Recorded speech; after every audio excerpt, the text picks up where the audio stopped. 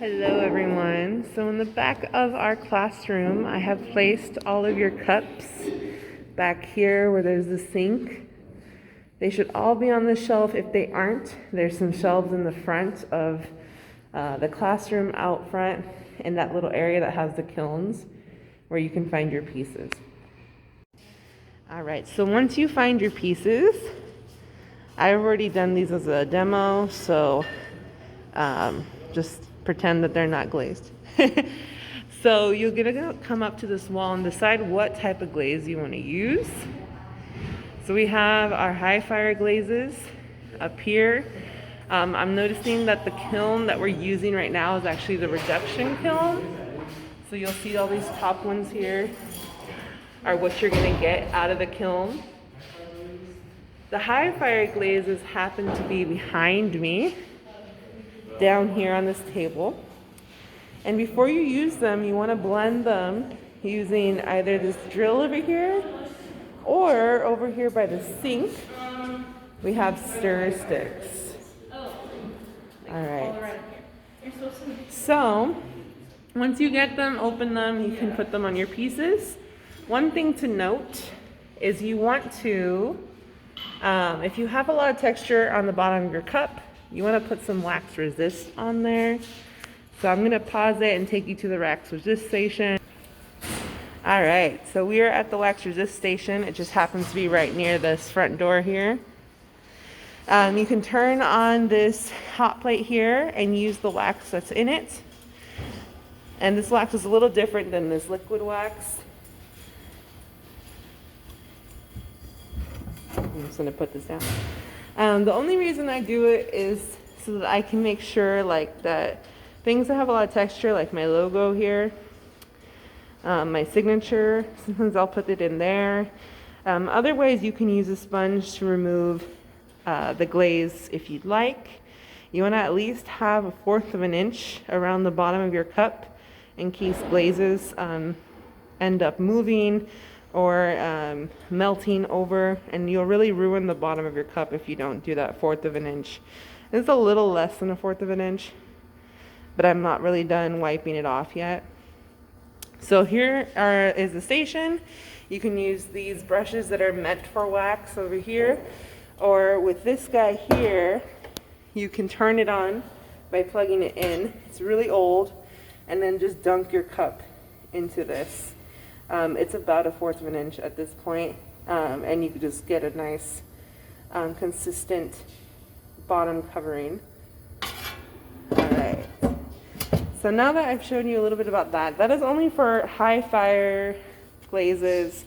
All of the glazes that you use in here, low fire or high fire, you want to make sure your bottoms are clean, but in most cases it really depends on how you're glazing things. If you're using brushes, you don't need to put it on there because you're going to avoid the bottom.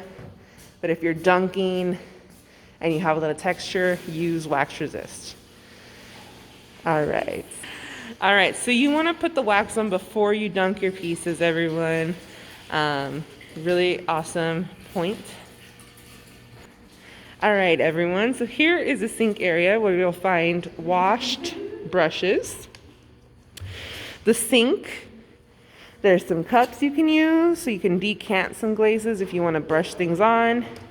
There was a bunch of these little ones the other day for making or for filling with underglaze, which I'm going to show you in a second.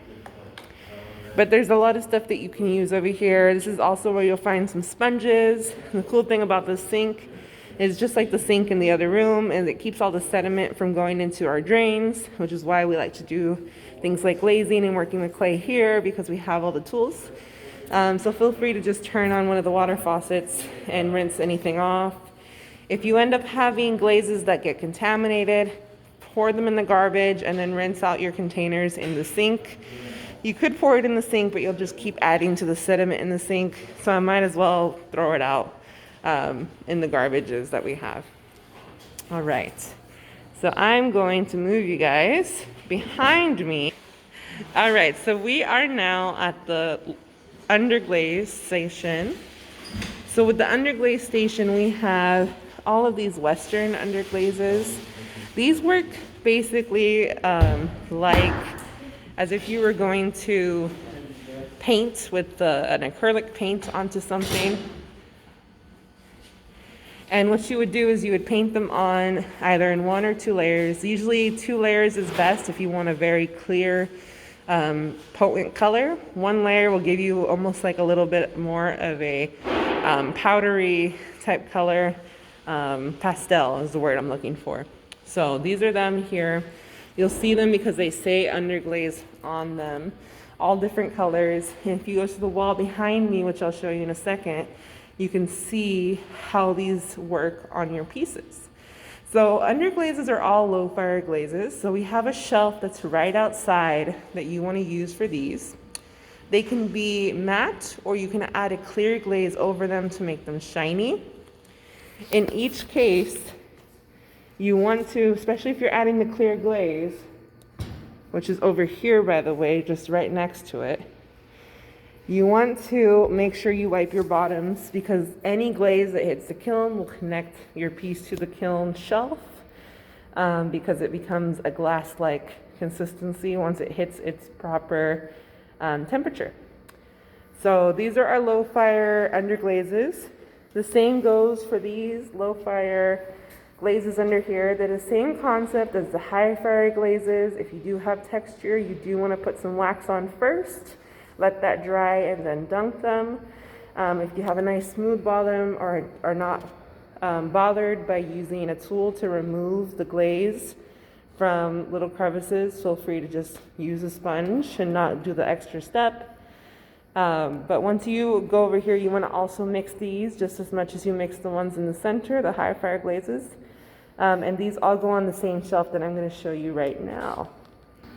All right, so we are just exiting out by the lockers back here. This is the low fire cone 04 shelf. This is where all low fire glazes go. We have those glazes in the yellow containers below the table that I just showed you for the underglazes. We have the underglazes for this section here. Right now we don't have any mid-fire glazes, but those should be coming at some point. But just so you know, this is the shelf for those low fire. The reason they're for the low fire is because each of these glazes melt at different temperatures. So low fire glazes will melt at 04 cone, and the high fire glazes will melt at a cone 10, right? So you don't want to mix these ever. You always want to use either or, and you always want to keep them separate on shelves.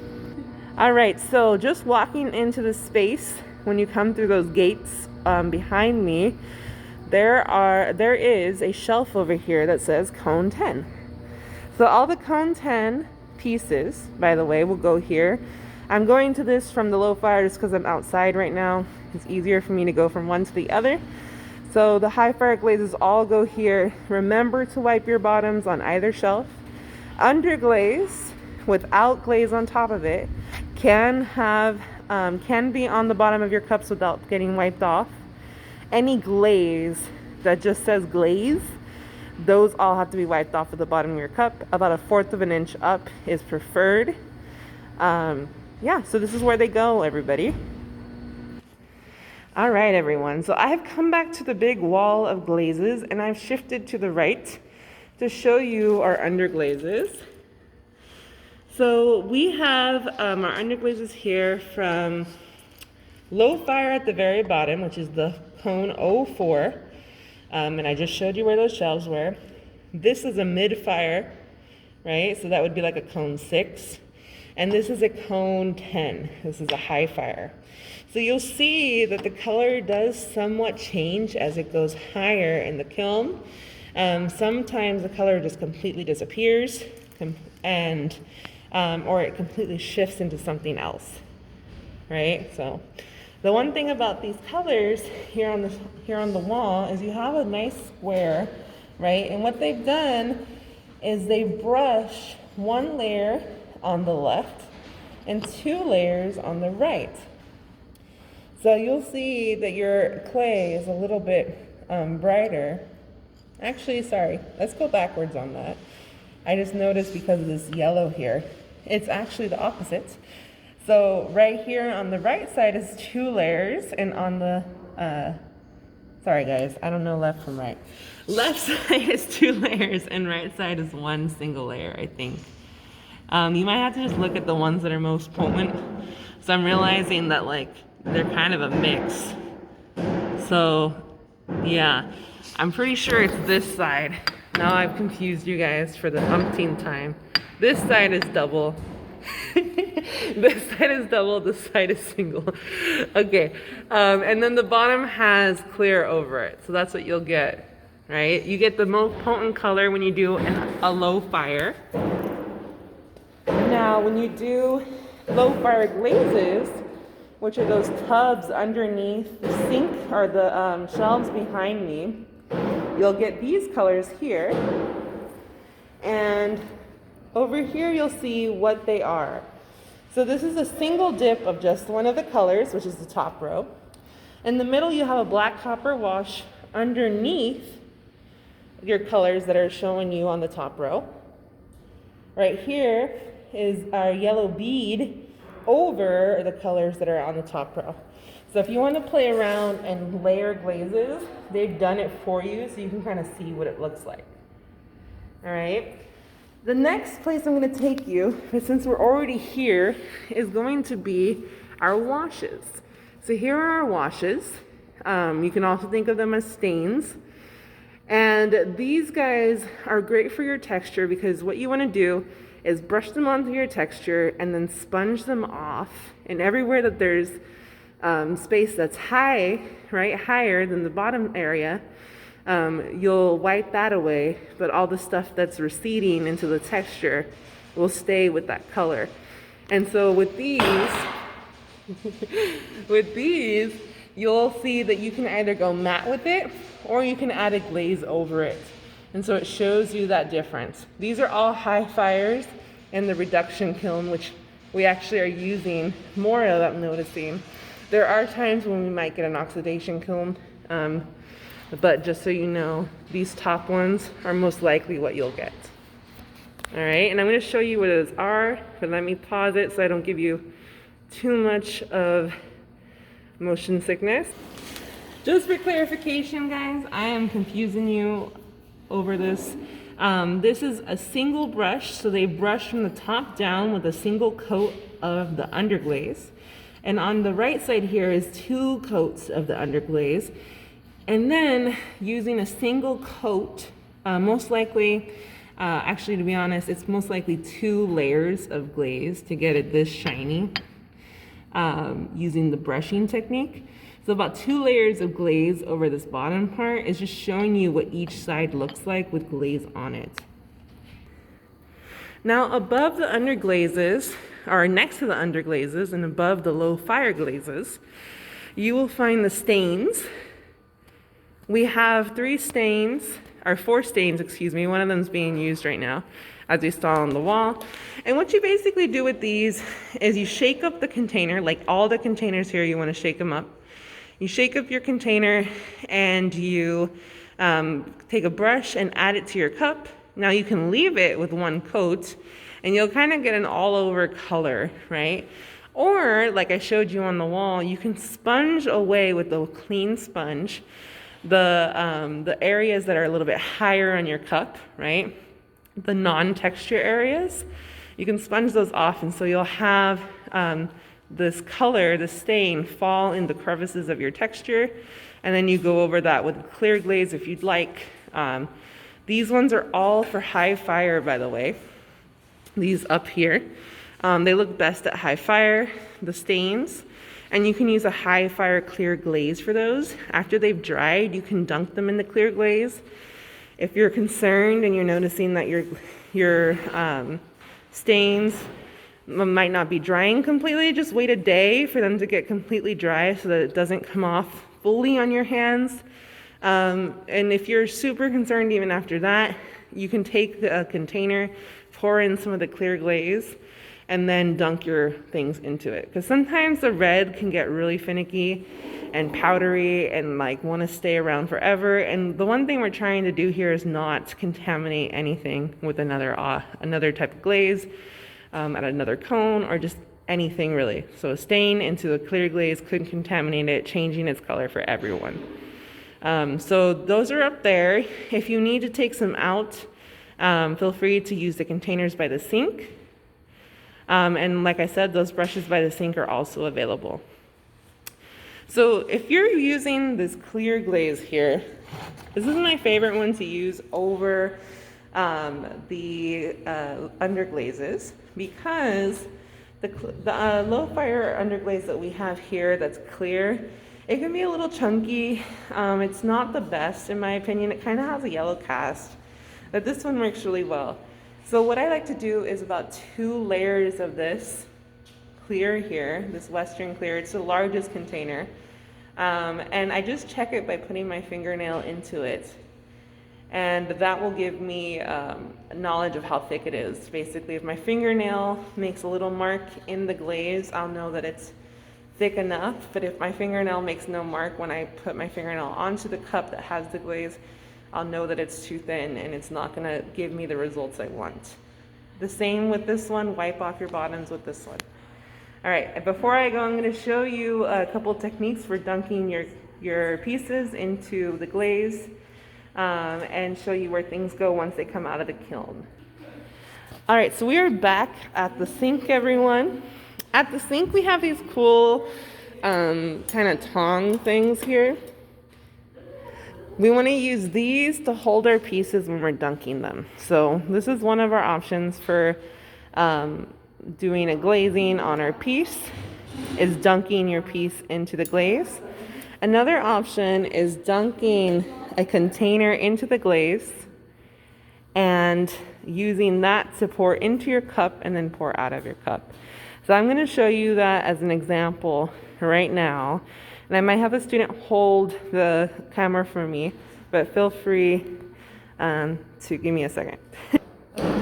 All right, everyone. So excuse the noise.